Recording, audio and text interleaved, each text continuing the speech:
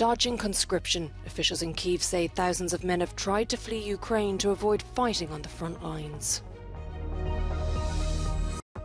Schools have gone back in Russia with a new textbook rewriting its history and classes for senior pupils in how to use a Kalashnikov. Conservative Party boss Weber to Tunisia. Respect the migration deal.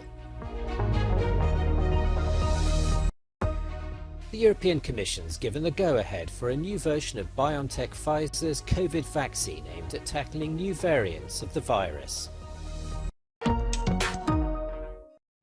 Refusing to fight in the war despite societal pressures and warnings from authorities. Officials say thousands of eligible Ukrainians are dodging the front line amid a difficult counter-offensive. These evaders are fleeing the country and have paid thousands of euros to avoid conscription. Like Ivan Ishchenko, who deserted the army and left Ukraine 1 month after he volunteered to fight against invading Russian troops.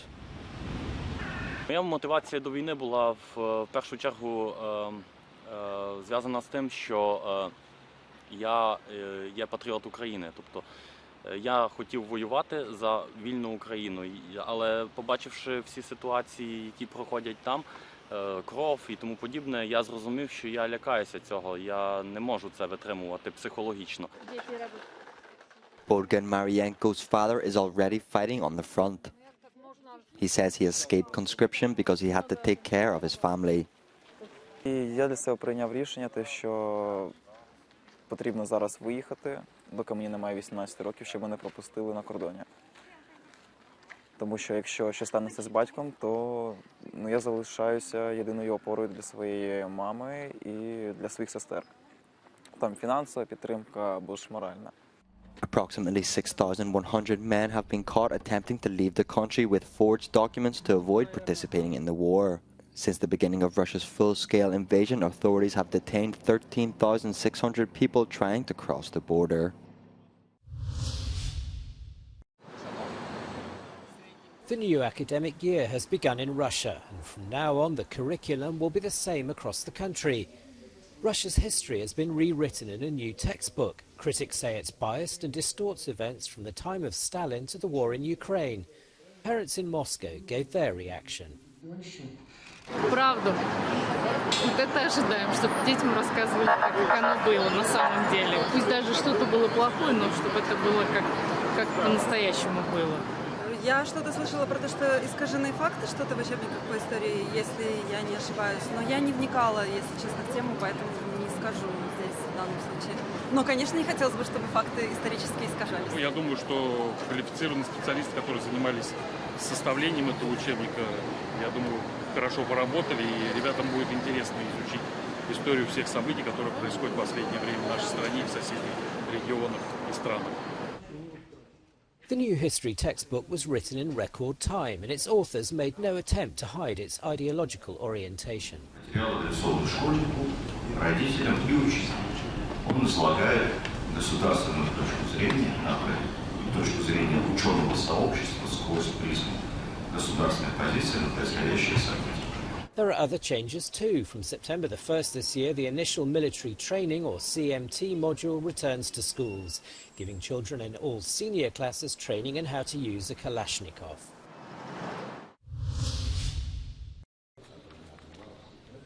The leader of Europe's largest political family, the European People's Party, has called on Tunisia to reduce the number of migrants while respecting the human rights of those crossing the country. Manfred Weber was in Tunisia for talks shortly after the EU reached an agreement with the North African country. In exchange for more than 700 million euros in investment, Tunisia promised strict border controls to stem the flow of migrants to Europe. But Tunisia has been criticized for using brutal force against migrants. According to non-governmental organizations, many died after police forced them back into the desert. European migration policy is always built on humanitarian spirit, to respect the individual people behind. but on the other hand, to have strict control about the borders. And that's why, to help them, to assist now Tunisia, like we did it with Libya and others, to assist them with technical assistance, to have a safe and good border control, to make it in a safe way, is extremely important for us. So our approach is clear. We have to respect human rights. We have to respect the human dignity of every migrant. But on the other hand, we have to fight against illegal migration. After his trip, Weber was heavily criticized for misusing the migration issue for political purposes. Speaking to Euronews, he rejected these accusations. Migration, he said, was an important concern for voters, and his party was not pursuing a populist approach. Migration is, for a lot of citizens in Europe, one of the top issues. We are facing a referendum in Poland. The Dutch government failed due to migration, so obviously it is a top issue for our citizens. We don't want to use it like right extremists to make people afraid and to create concerns. And we are not moralists like the left, who are only telling us what we should from a moral point of view do. The hard line of the center-right EPP on migration is relatively new. Back in 2017, for example, Weber criticized then US President Donald Trump for building a wall at their border with Mexico. Now Weber says those fences and walls are needed in Europe to stop illegal migration. Well, for me it's clear we have to protect our borders. And if we need for this also technical measures, like we did it in Turkish-Greek border, then it's needed. I want to make sure that our European citizens know that the state controls who is arriving and not the smugglers control who is arriving. That is extremely, extremely important for the future. Weber said those who are fleeing wars should find a legal entry into Europe.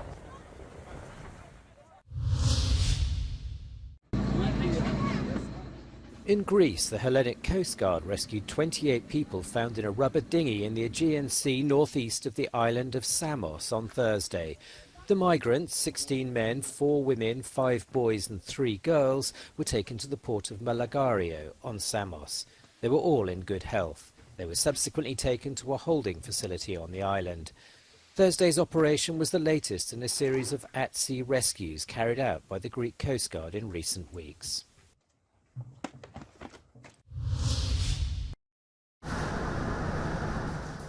The European Commission has given the green light to a new version of BioNTech Pfizer's COVID vaccine. Comirnaty XBB.1.5 is the third adaptation of the company's jab aimed at responding to new variants of the virus. In line with previous recommendations from the European Medicines Agency, the vaccination is to be given in a single dose, irrespective of the person's COVID inoculation history. It comes as European health authorities prepare for a new surge of the disease in the coming months. The Icelandic government has decided not to extend a temporary 2-month-long ban imposed on whaling amid animal welfare concerns. Svandís Svavarsdóttir, the Minister for Food, Agriculture and Fisheries, said the practice can resume on Friday, but with stricter conditions. Animal protection charity Humane Society International has slammed the minister's, quote, devastating and inexplicable decision.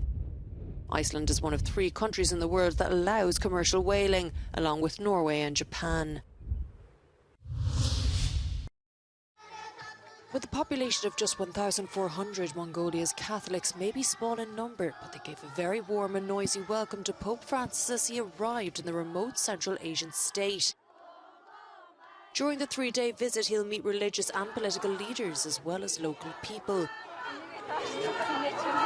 Христосоос мэдээж маш дүүрэн байна. Учир нь бас дэлхийн Монгол ингээд хүрээдэг нэгдэж ер нь бас ховор тохиолдол тэгээд бас бид нэр явуулсан гэдэг бол ер нь бол бас маш ховор юм тохиолдол учраас ер нь сэтгэл дүүрэн байна.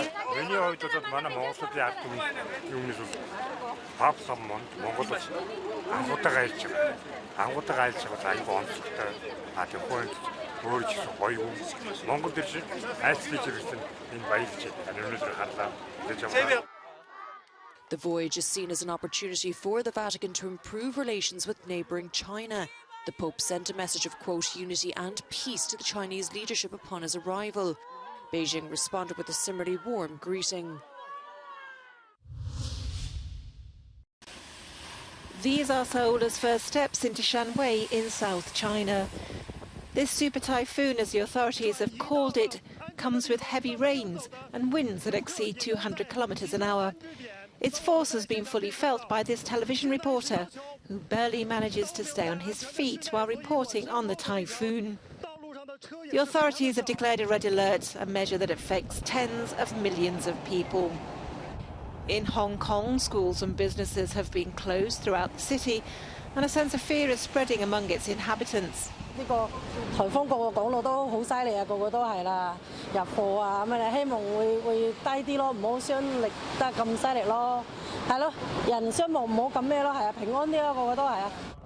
Seoul's imminent arrival has paralysed air travel in Hong Kong, where more than 400 flights have been cancelled or delayed.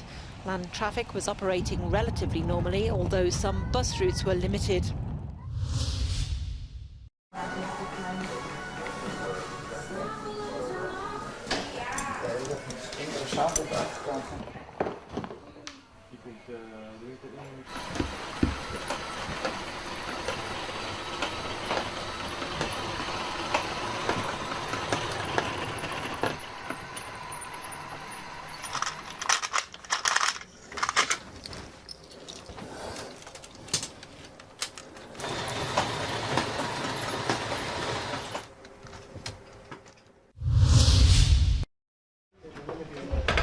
The manager of Spain's men's football team has apologised for applauding his boss's claim he was the victim of a smear campaign after he kissed a female player.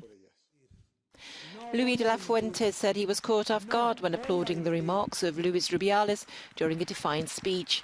Rubiales has refused to resign despite momentous uproar over the incident. He kissed Spanish attacker Jenny Hermoso on the lips after the country's victory over England in the Women's World Cup final last month.